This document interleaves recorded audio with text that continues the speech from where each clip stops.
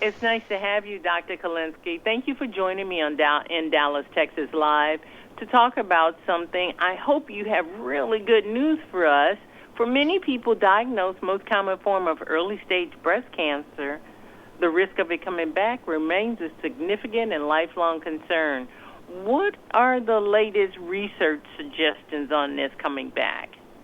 Yeah, I appreciate the question. Well, one, I will say this particularly holds true in terms of the risk of recurrence from early stage breast cancer from those patients who have estrogen-driven breast cancer. It's the most common type of breast cancer that we see. And what we've continued to see is that that risk of recurrence that you had mentioned exists for all patients, regardless of whether they have lymph nodes involved. So patients who have node-negative breast cancer can also have a risk of recurrence. So when you're speaking with your care team and talking with your doctor, you're already frightened, Dr. Kevin. You're just frightened to death when they say the dreaded C word. Now you're talking about the risk of it coming back. What should the patient be thinking, and what should the doctor know? Right. So I think it's important that when we meet with patients that we're really describing risk.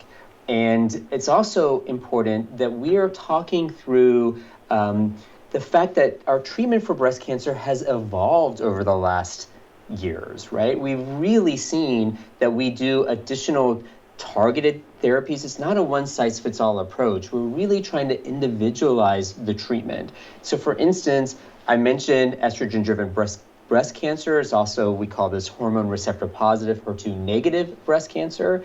We've had drugs that are known as CDK4/6 inhibitors that have really improved the landscape. For instance, Kisqali was approved in September of this year by the FDA, and we see that these drugs decrease the likelihood of recurrence. And there can be some potential risks, like risks of infection, decrease in the white cells, maybe fatigue or gastrointestinal issues. But at the end of the day, this is the kind of conversation that is important to have directly with your physician to see if this is the right treatment for you. I want my audience to know I'm talking with Dr. Kevin Kalinsky today. He serves as the director of Glen Lakes Family Breast Center.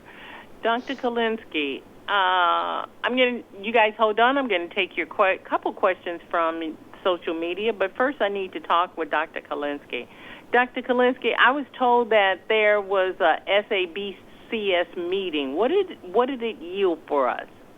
Yeah, so one, I will say SABCS stands for San Antonio Breast Cancer Symposium. So it was within Texas. And doctors from across the world fly into this meeting. It's an important meeting for us.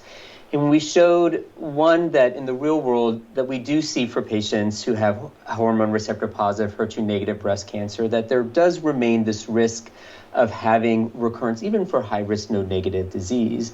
But the other thing that we've seen is with the class of drugs that I'd mentioned, the CDK4/6 inhibitors, that we're seeing a reduction of breast cancer spreading to other parts of the body, like the bone, that decreases by about 25%. So these advancements, what kind of treatment does it turn into? Are we getting more radiation, more whatever? What's the treatment?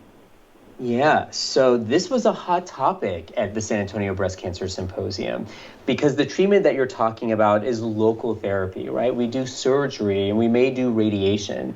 But for us as medical oncologists, we also talk about, well, what other drugs, what other therapies do we have to decrease the likelihood of recurrence? And that's where the drugs that I'm talking about now have really come in, because even as those drugs get better, we've even had conversations, well, maybe we can do less and less with other things, including potential radiation therapy. But again, that's the kind of conversation that is really individualized. You said breast cancer advancements have come a long way. Give me one of the long way, because when Nancy Brinker started Susan G. Comer, and you may know Nancy Brinker was based in Dallas at the time, she started the Susan G. Comer. That was revolutionary. What do we have revolutionary now? Yeah, I mean, the field of breast cancer has really evolved. And so I'll give you some examples, right?